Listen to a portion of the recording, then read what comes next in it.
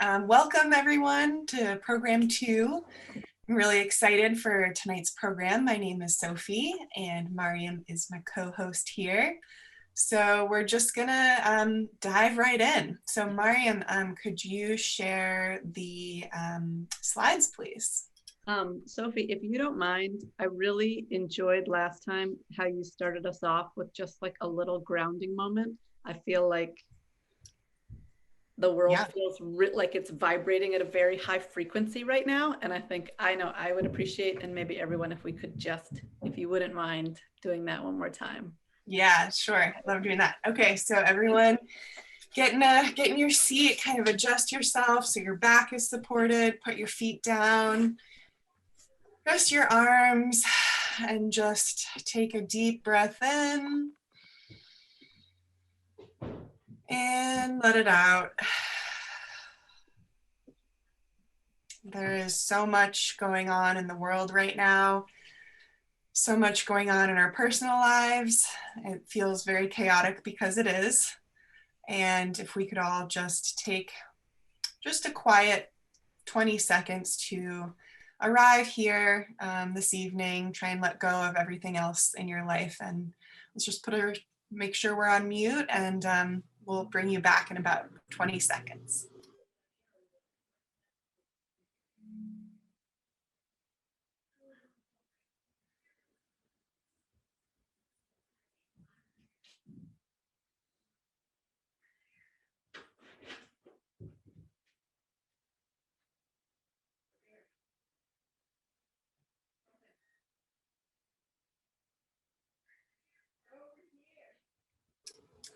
All right, thank you. So let's dive in. Mariam, if we could do share screen, that would be great. We'll get going. And Mariam, if you could watch the waiting room too while I'm doing the intro, that would be awesome. Yes.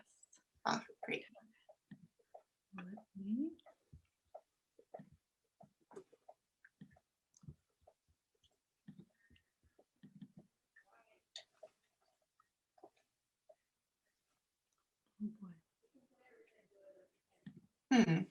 Oh, there it is. Great.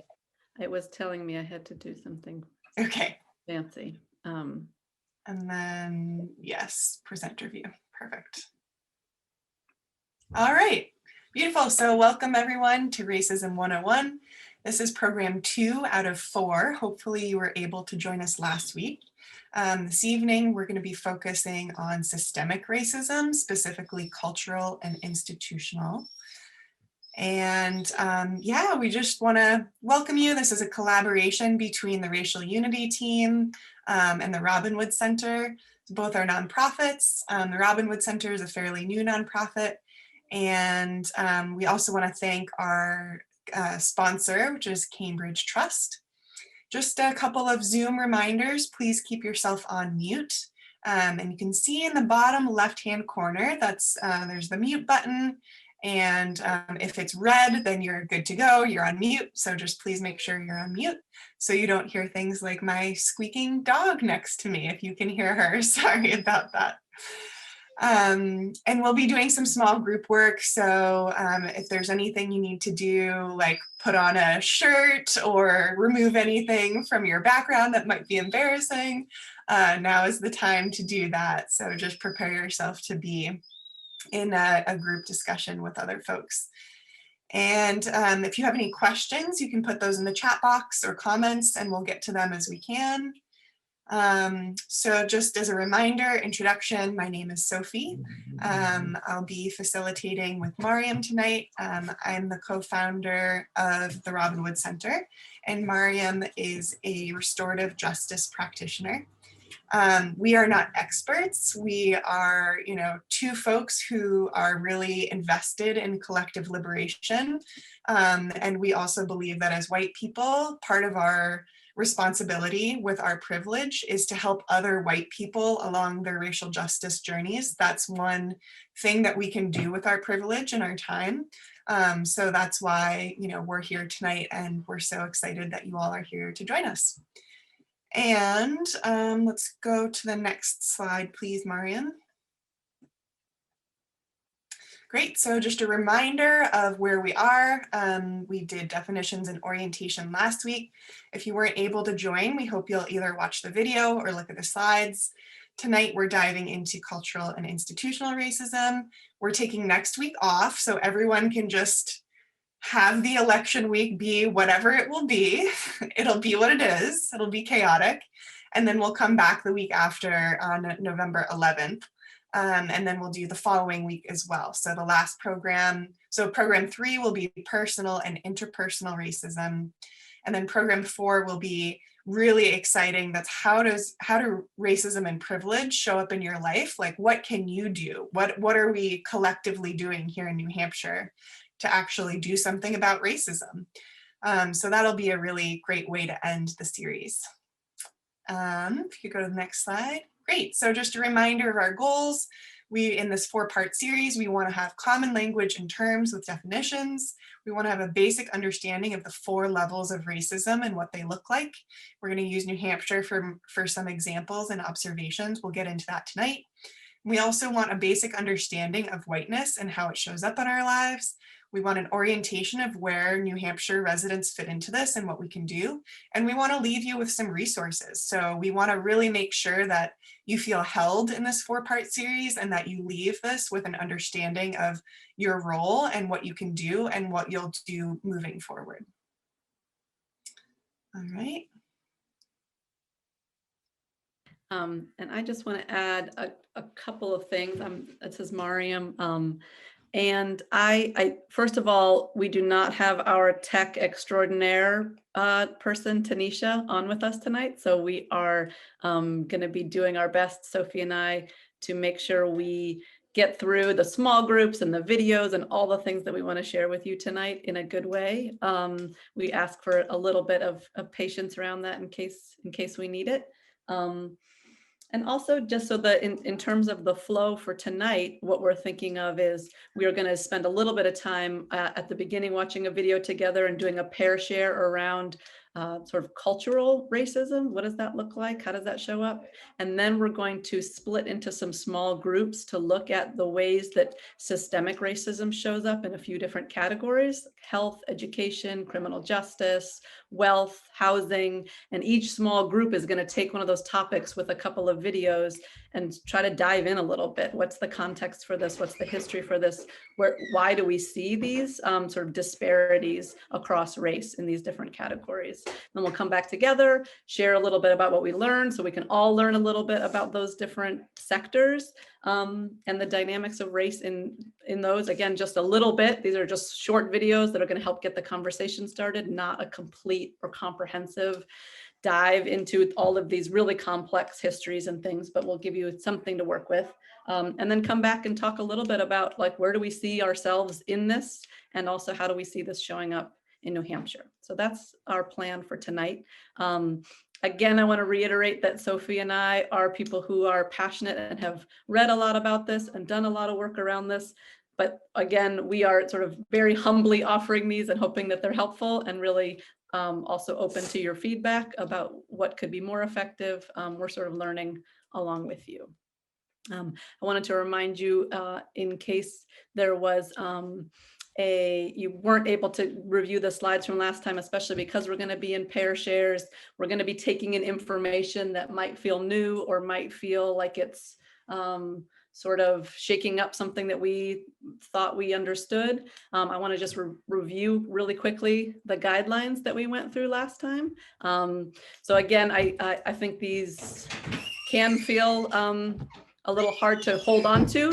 And so they're really just about practicing and trying them out. So the first one is to try on new ideas.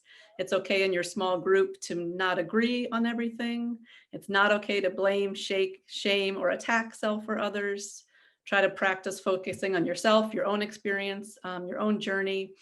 Notice both the process and the content of your conversation. What are you talking about? But also, how is the conversation going? Who's feeling comfortable to talk or not? Practice both and thinking. Things can be true sometimes at the same time that feel like they might be sort of paradoxical.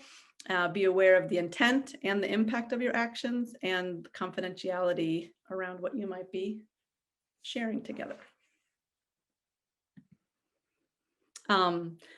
So one sort of framing that we want to make sure shows up throughout this conversation today is around, as we're looking, and we're going to be seeing in a few different ways how there are disparities across all of these different categories in terms of race. So there's a few different ways that you can look at that. One way is to think, wow, there must be something wrong with people who are not performing as well as everybody else. And there's another way to look at that says, wow, we must live in a system that is really unfair because look at these different outcomes. So we wanted to start here with this quotation from Ibram Kendi from How to Be an Anti-Racist, where he says, racist ideas argue that the inferiorities and superiorities of racial groups explain racial inequities in society, that this is a fundamental problem with people of color or Black people, that we're looking at these different disparities. An anti-racist idea is any idea that suggests racial groups are actually all equal in all their apparent differences, that there is nothing right or wrong with any racial group. Anti-racist ideas argue that racist policies are the cause of racial inequities. And also our friend Toyin, who we've mentioned before, also likes to add the idea that there is also racist policies. There are also, interpersonal and personal racist dynamics that contribute to this, but it is not, we're looking at policies and systems as opposed to that there's actually something wrong with certain groups of people, and that's why we're seeing these differences in outcomes. Great. So just a reminder of the definitions we went over last week for cultural and institutional racism. We define cultural racism as the messages we all receive about the importance of skin color, i.e. use of language and media, advertising, dolls, colorism. And so we'll dive into that more. And then institutional racism is more laws, hiring practices, company policies, college admission practices, etc. So those are just some examples of the differences of cultural and institutional racism. In general, we're kind of lumping that into systemic racism, which is, when you say systemic racism, that's like the system, right? Like that's the thing that's like driving a lot of this that is outside of us personally, that feels just so overwhelming to tackle because it's like really ingrained in our society. So that's why it's the system level systemic racism, and that's the difference. So we'll just go with these definitions, and I think we're going to jump into a video now. So Mariam, if you could tee up that video for what is systemic racism in America.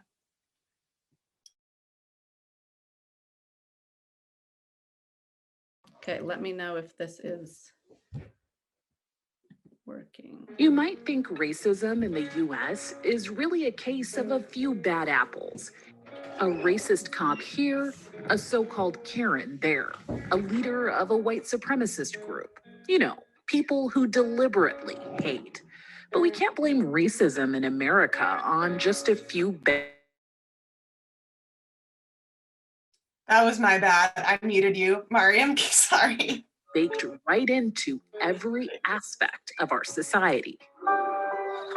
Meet Ebony and Emily, two American babies, one Black, one white, born at the same time, same place, but Ebony will not get an equal slice of the pie, and that starts from birth. Because of her race, Ebony is 3 times more likely than Emily to die in the hospital as a newborn if her doctor is white. And once Ebony and Emily go to school, while both girls occasionally misbehave, studies show they won't face the same punishment. Ebony is 7 times more likely than Emily to be suspended and 4 times more likely to be arrested on campus. When the 2 girls grow up and apply for jobs, odds are fewer employers will call Ebony back because she has a Black-sounding name. And even though Emily and Ebony will get the same college degree, once Ebony is hired statistically as a Black person, she'll make an average of 25% less than Emily. So why didn't Ebony get an equal slice of that apple pie? It's because systemic racism is built into our country's DNA. In the 17th and 18th centuries, wealthy white men needed land, so they took it from indigenous people and then forced blacks into slavery. To justify using blacks for free labor, the whites in power promoted a myth that blacks were inferior.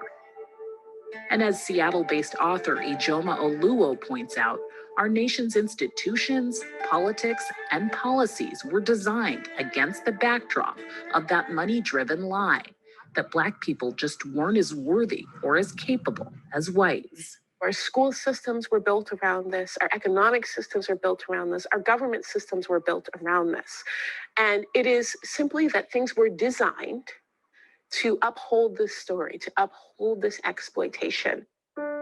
And even though slavery ended here more than 150 years ago, the racism that fueled it persists in systemic ways today. White Americans now hold 85% of this country's wealth. Black Americans, just over 4%, and Hispanics, just over 3%. People of color, people like Ebony, are statistically more likely to be impoverished, incarcerated, and face discrimination in healthcare.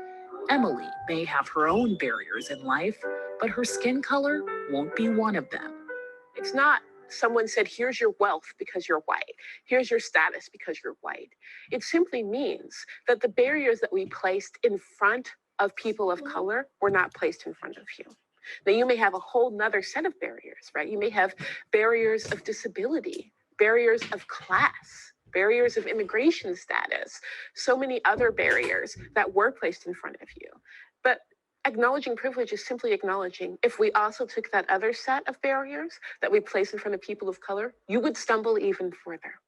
So even though you may not consider yourself a bad apple, a racist cop, a so-called Karen, or a member of an extremist group, Oluo says you may have played a role, even if you have the best intentions. Instead of this whole, let's all learn to be best friends and love each other, you can love someone of a different race and ethnicity and still actively participate in their oppression based on how you vote, based on what you bring up in your office meetings, based on where you spend your money. It's not too late to change the recipe of the most American apple pie.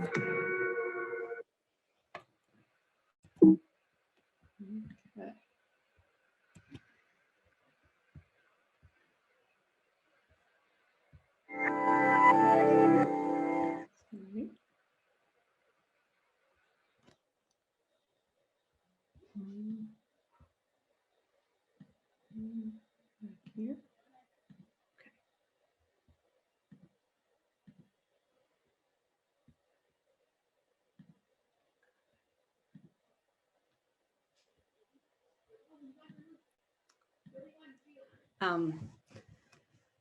So I think one thing that stands out to me and that I appreciate about that video is the part where she kind of helps us see that like there are ways that we are participating in systemic racism without necessarily any consciousness or any intent on our part.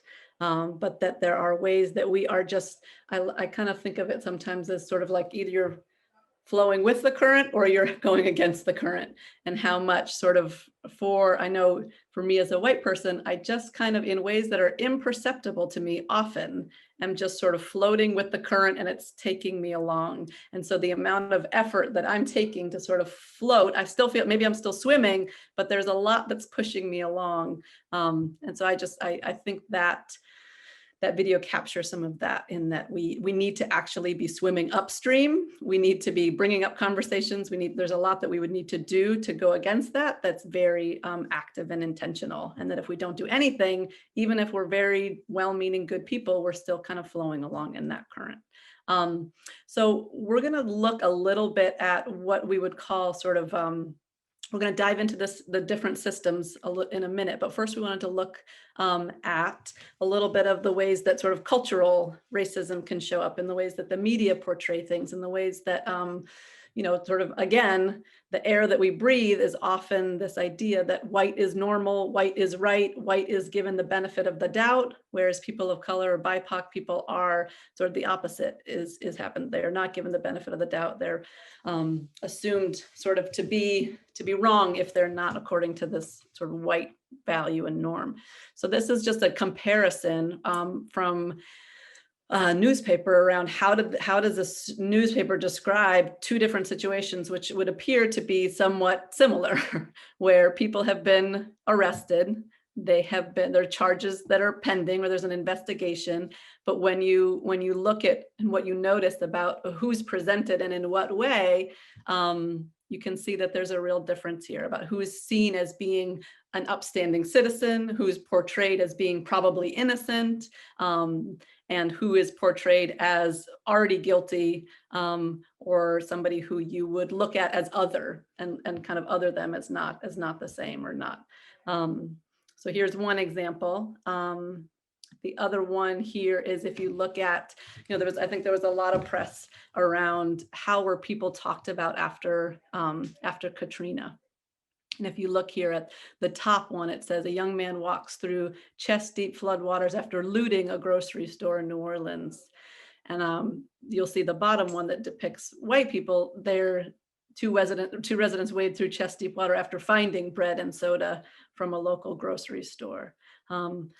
So sometimes I think it's fairly subtle, but it's just everywhere.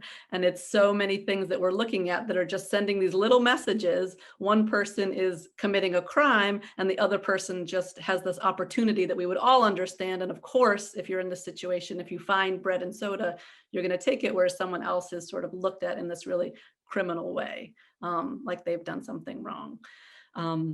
So there are just lots of examples of how different movies, or if you look at the news, or so many things, you'll see this sort of idea of white as normal, as the white gaze as sort of, or the white perspective as what so many things are written from or produced from or directed from. And we can see that just, again, perpetuates this notion that like white is right, white is normal, white is sort of the center of the universe. And everyone else is somehow othered and outside of that. I know I was reading recently that there's all this call for diversifying books and in our schools, so that books are telling different stories of other people. And I was reading this black woman wrote, "I'm going to strangle the next person who says, I really want Black and brown people to see themselves in the books that are around them, that although that is true," she's like, "I want white children to know they are not the center of the universe." So there's that piece too. And how do we create media and culture that is not always reinforcing this idea that white is kind of the center of the universe, that white is normal, that everything outside of that is abnormal or not quite right, or not valued the same way. So what I would like to do now is to do a little pair share to let you all just kind of reflect a little bit about what have you noticed, whether in movies, news, social media, that really shows this kind of racial bias. I can just give a couple of examples. I was watching Because of Winn-Dixie the other day with my children, which I had seen, and I was like, oh, it's a great story, I love this. And then I watched it again, and I just noticed again how, there's one, Black character in that movie. And at one point, the little girl is reading Gone with the Wind to her, which is like an extremely racist version of what happened in the South. And like this older Black woman is just loving it and thinks it's so great. And she's just so happy to have this, like, she's just so at the service of this young kid. And that was just something that struck me again. So many movies that I've seen that I feel like, oh, that's such a great movie. And then I watch it again, even like Dolphin Tale. I was watching that with my kids, and there's Morgan Freeman plays the role of this guy who builds the prosthetics for the dolphins. I was like, oh, great. There's a Black character who's a scientist. He's got his own thing. He's not just, he's getting paid to do this. And then he becomes, all of a sudden, there's this whole magical Negro scene where he's talking to the guy who's the cousin whose legs are hurt. And it's like, he has to be in this role of, he has no, like, it's not his role at all, but he needs to like give this beautiful wisdom and like help everyone else. And he's like sort of using his struggle to just be at the aid of white people. So these are just a few examples of things that I've noticed where there's just, I don't even notice it. And then when I start to see it, I just see it in everything where sort of white is centered and everyone else kind of revolves around that. So those are just a couple of examples that I can think of. I am going to stop sharing. And I'm going to go ahead and put us in pair shares. And you can just talk a little bit about what have you noticed? What have you noticed lately? What have you been watching, reading, seeing that that you can see has a racial lens to it? We're only going to do 2 minutes, so just make sure both people get a chance to speak. Right. So let me go ahead. We're going to do,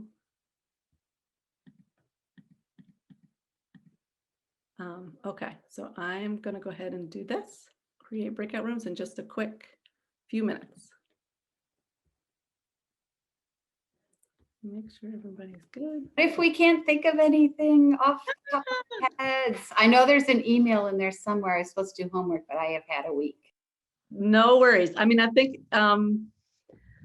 maybe just listen then. If you just want to listen and maybe that will prompt something for you, or if you can think back. I mean, what oh my gosh, I like went and rewatched recently some of the movies I used to watch when I was growing up, and they were like appalled. I mean, it was very blatant, like 16 Candles or any of those things that you've seen. If you look back at those, it's pretty blatant. So maybe you need to think back a little further to something that feels really, really blatant. Okay, I'm going to go ahead and send you all.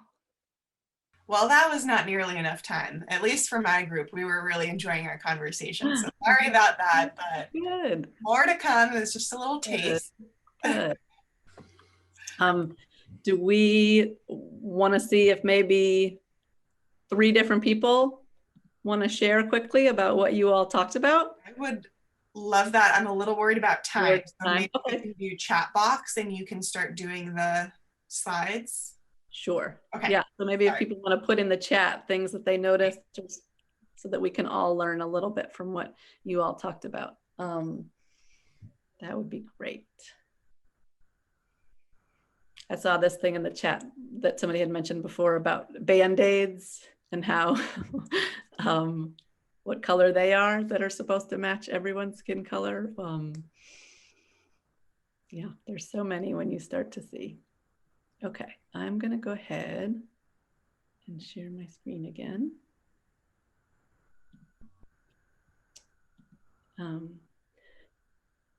And so we wanted to, before we go off into our separate groups, can you all see this?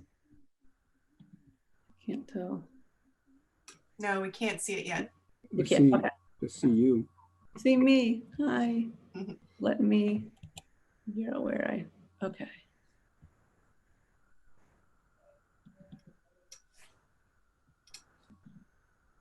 Okay.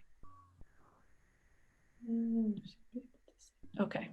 So this again is just a quick sort of synopsis, just some statistics to help do a little bit of big picture framing before we go into our smaller groups to try to do a little bit of a deeper dive into some of these different topics. So this is sort of just 12 charts that show how racial disparities persist across wealth, health, education, and beyond. So we're just going to go,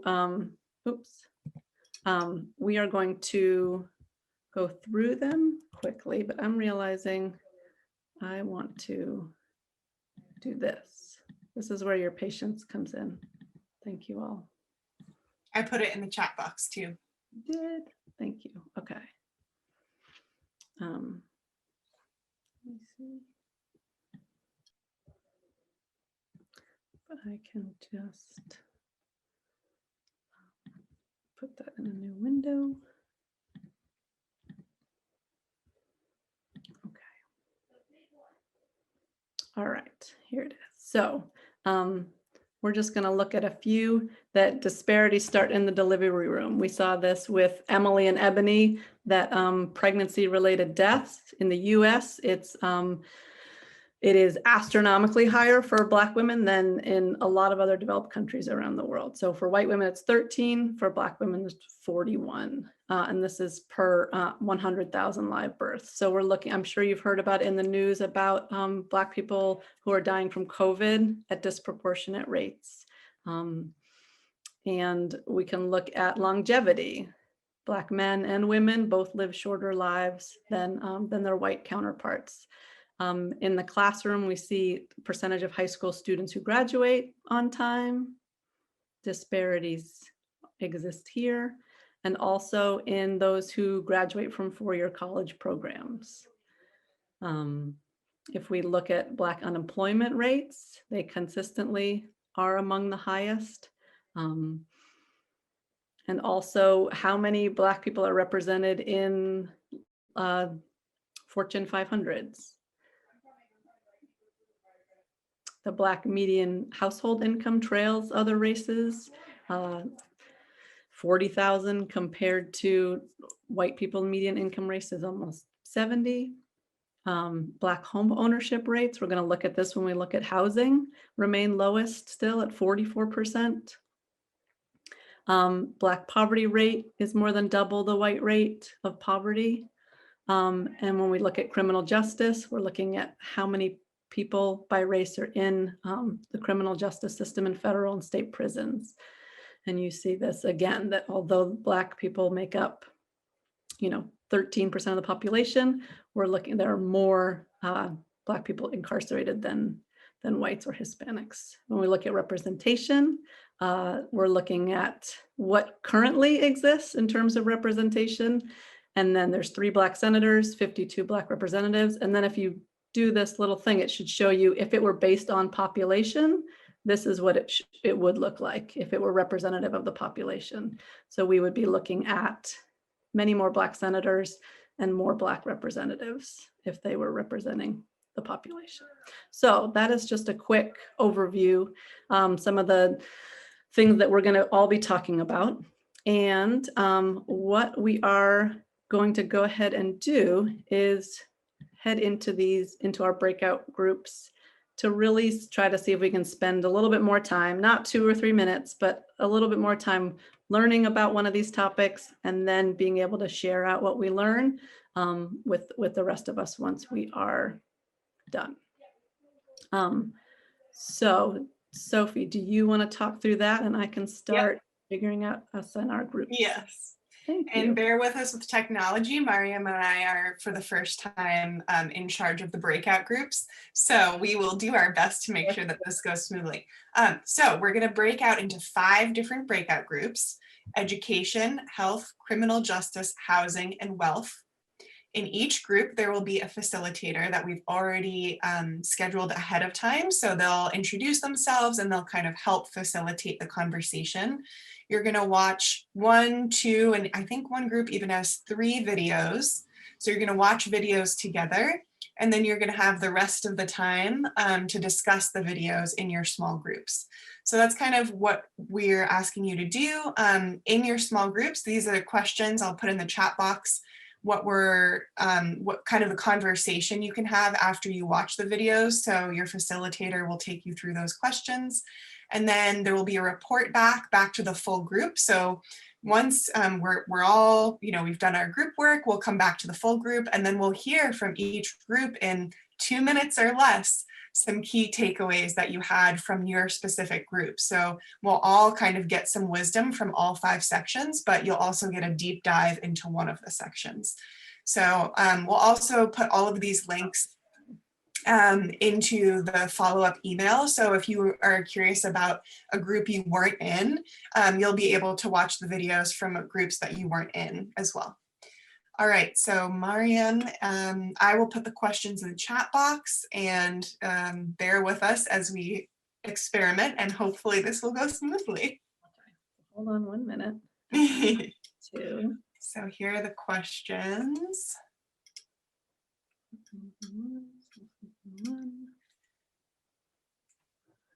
Great. And then for the report back, we're looking for, what did you learn? Where do we fit into this conversation? And how do you see this playing out in New Hampshire?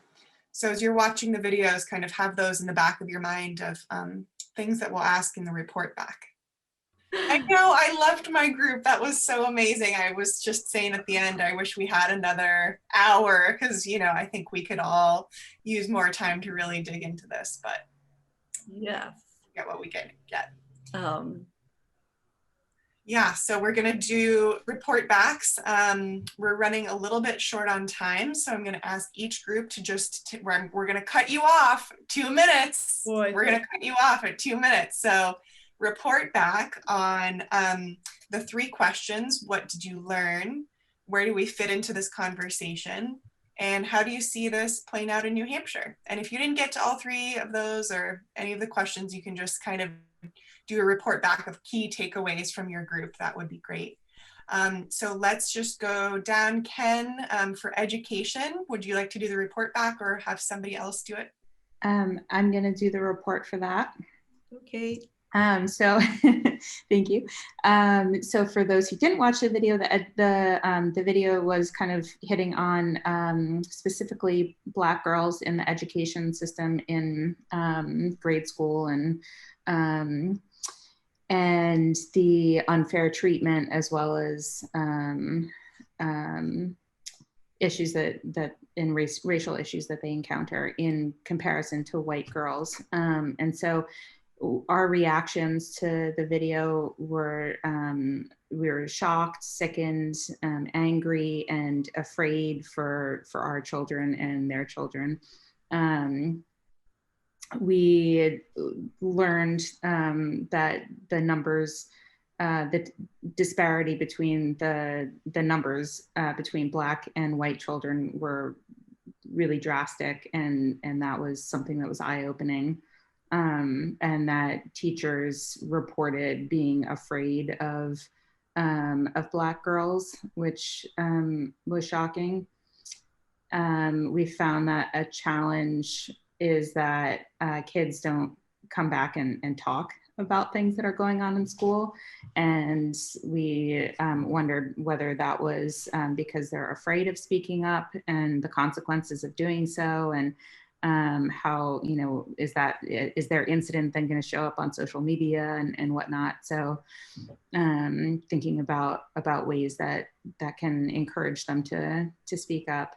We didn't really feel like we knew very much about this topic until tonight. And we felt as though we'd probably benefited from the exclusion of BIPOC in our own education system, in that we've had 2 of us were white individuals going through the school system and have had access to great education and haven't had any issues in that arena. And as far as how this plays out in New Hampshire, we feel like it's a pretty big challenge in New Hampshire because there's so little diversity, and that it's very definitely still an issue in New Hampshire with the few BIPOC individuals that we do have in the education system clearly having issues and not being equals. So that's awesome. Wow, you got it. Just snuck right in 2 minutes. So, and I want to say one thing that I was looking at today, that Black students with disabilities in New Hampshire are 5.5 times more likely to be suspended than white kids. So that is a stat that's true for our state. Wow. All right, Courtney with Health Group. Thank you so much. And Pat has graciously volunteered to report out for our group. Thanks, Pat. All right, Pat, 2 minutes. You got it. We had a very lively discussion. We saw so many examples of disparities and actually mistreatment of Black people historically in the medical profession. We were all astounded at the extent and found it shocking. And as one of the people in our group said, aren't doctors trained to have a code of ethics? And given all of the examples of mistreatment and discrimination, it seems as if the code of ethics has really not been followed by at all times. I pointed out that the Dr. Sims that was an illustration of studies on women without giving them anesthetic was the subject of a play by a Phillips Exeter Academy alum, and that I had seen the play and also learned that the statue to Dr. Sims has been taken down. So people are realizing that he was not a credit to the medical profession. How do we fit into this racial dynamic? What we're wondering is why in our own education, we didn't learn about this kind of treatment and the health profession being the location of so many disparities and inequities. But then we said, what's happening now? We wonder what's happening now in the education of doctors. Are they learning it as part of their medical history background? Maybe not. And finally, in terms of New Hampshire, one of the people in our group said that she is going to find out, if she can, in the huge core physician's practice, which seems to dominate in our area, what is the racial representation in that field locally, as a way of saying, we want to know what's happening in New Hampshire. Beautiful. Thank you, Pat. That was perfect, right in 2 minutes. Yeah, that's a lot. It sounds like you guys had a really packed conversation. So thank you for that. I think what particular is strong around that one too is like the forced sterilization of so many women that's happened historically. And then all these stories, and we wonder why people of color don't trust their doctors or don't seek healthcare. And there's just story after story about ways that they should, that trust has been very abused. And I think there's a recent story about people being sterilized without their permission, whether it's in the immigrant, was that what it was, Joy? I mean, this is still happening. Yeah. We agreed that we needed another half hour or hour to talk about. We didn't even start to begin to talk about COVID. So thanks to Bonnie, she put some links in the chat about COVID pandemic and how it has impacted underrepresented populations and the BIPOC population. That's great. Thanks. I also just want to lift up the word shocked. I think that's something that a lot of white folks experience and feel when we're learning about, the discrepancies, because we don't always see it. And so it's shocking to us. So I just wanted to lift up that word and repeat it. All right, thank you. Mariam, you want to take on your group or have somebody else report back? Does anybody else want to? No. Okay. We looked at some of the work of like the 13th documentary, which I would definitely recommend to everybody. It's on Netflix. And we also watched a little interview or a talk by Michelle Alexander, who wrote The New Jim Crow. And part of what she was really highlighting was we talked a little bit about not only are like sort of arrests, stop and frisk, pulling people over, like how every step of the criminal justice system targets Black people in a different way and people of color than it does white people. But that once you have been labeled a felon, it's almost like we're returned to the Jim Crow era where you cannot vote, you can't get food stamps, you can't live in public housing, you cannot get loans for school. So even as you've been sort of pushed into this, and we also talked about how many of us have made mistakes or maybe used drugs when we drank before we were supposed to, or did things when we were young that was not legal. And we were not targeted that same way. So we were not funneled into this system in the same way that communities of color get scrutinized and funneled into this. So the huge cost of having a felony on your record, and how that actually, once you've labeled someone a criminal, all of a sudden they don't have the same rights anymore that that the rest of us would have. And so just looking at how that idea of disenfranchisement and exclusion has now been put, instead of being specifically a race-based thing, we can say, oh, once you're a felon, then all of these things are fine to sort of take away from you and not give you access to. So we talked about how that one thing, you know, I was talking about how does this relate to us? Like, what does this have to do with us? And one piece is, we all know that, again, like, we made mistakes and we were maybe let go. It was given a warning. So we were not funneled into this system. But also there's this whole sense that, like, for us to be seen as good and innocent and worthy of letting go, there needs to be an other who's like considered the bad one. So for us to be the ones that get the benefit of the doubt, that kind of makes it necessary that there's someone who doesn't get the benefit of the doubt. So it's sort of like the ways that we benefit because we're seen as good because of appearing to be white. So that's what we talked about. Whew. Yeah, you guys could use another 2 hours, I think. Yeah. Great.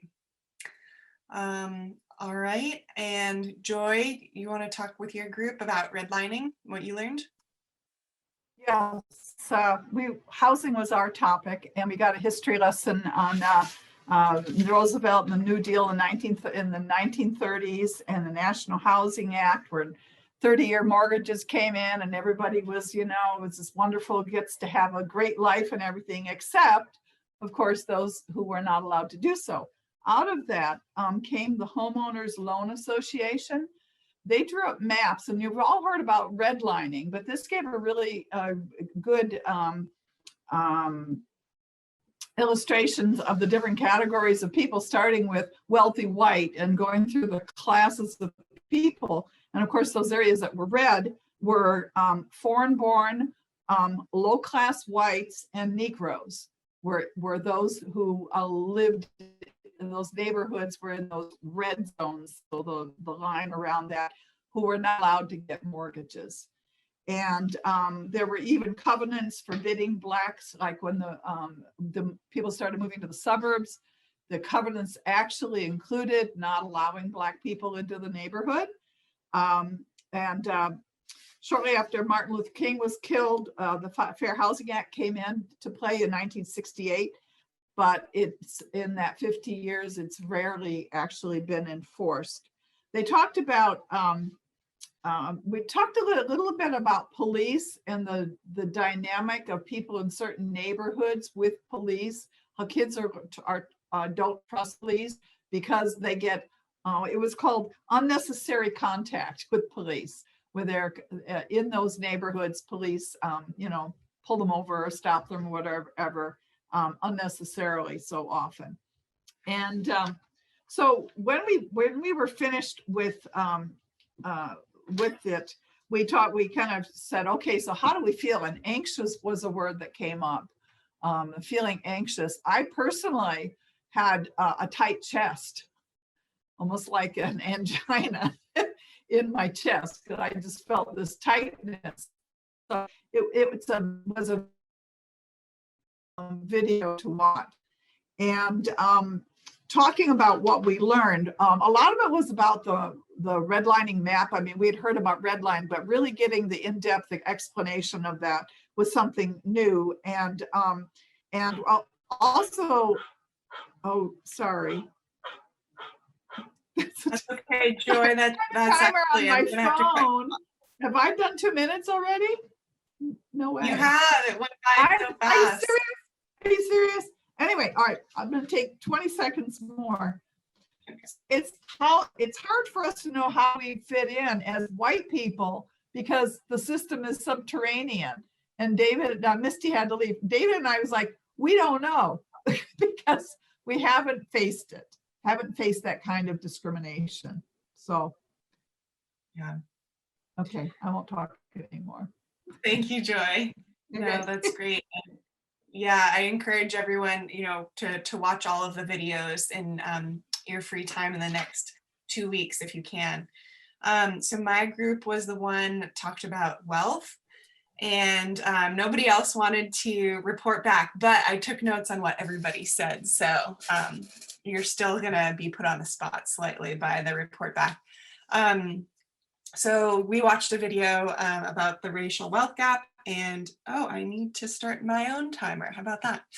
And I won't go into the whole history of what the video talked about, but yeah, I think you all touched on in your groups ways in which you saw that people of color were disadvantaged, right, over white people, and how that could contribute to the wealth gap.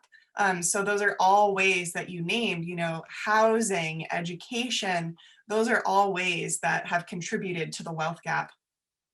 So Rogers, and if you don't know Rogers, he's the president of the local NAACP chapter, so we're lucky to have him here. So he was mentioning, the myth is that there's an equal opportunity for the American dream. That's a myth. That's not true. The reality is that there are a lot of barriers put in front of people of color to earn and pass down wealth. And that was something that was expressed in our video. Alicia made the point that institutional racism was baked into our country from the very beginning. And she mentioned that there were slaves in New Hampshire, and that was a fact that she learned recently and didn't realize as a person coming from the South. But that's how even in New Hampshire, there were slaves here.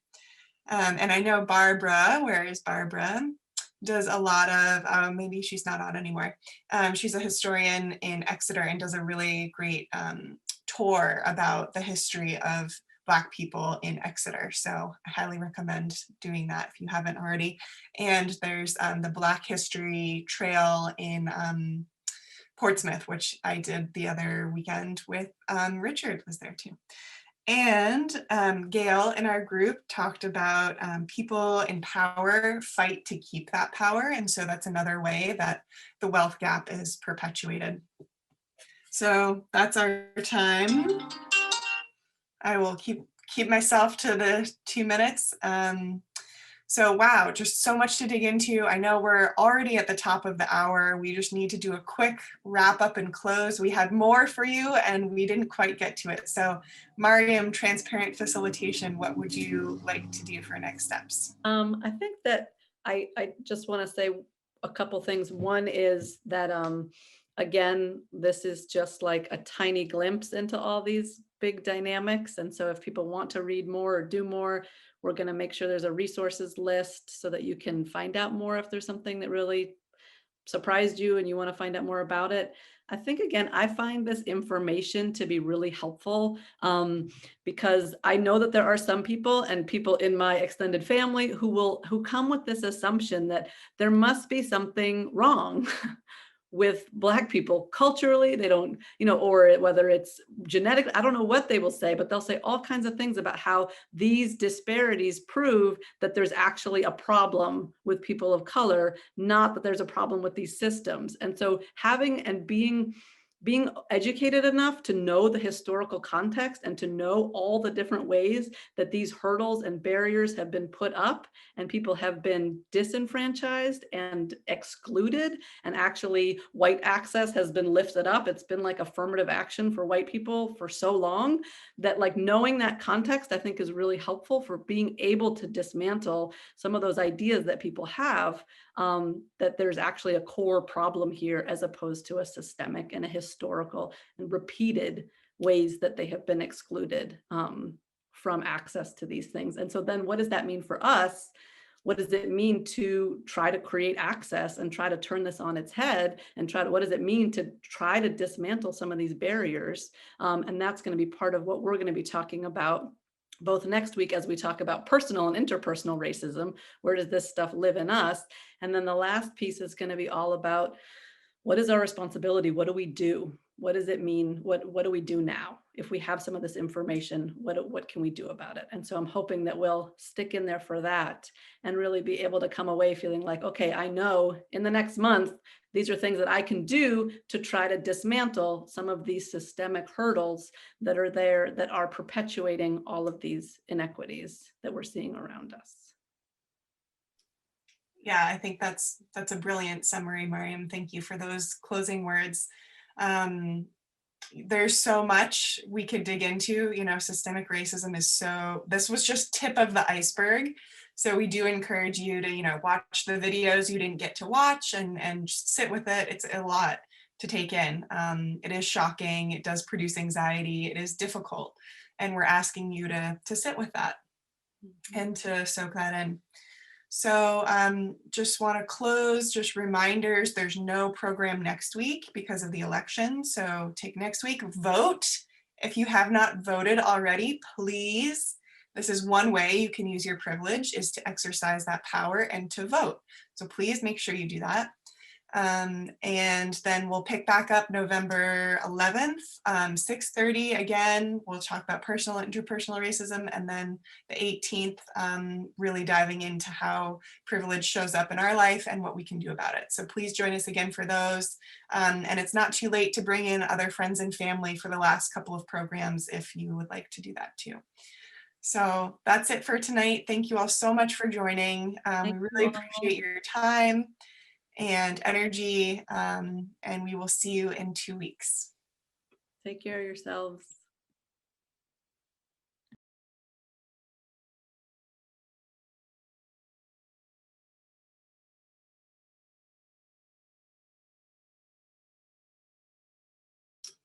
All right, just the facilitators. Guys, thank you. It was so well organized. Yeah, did that work? Oh, Okay. beautifully. Thank you.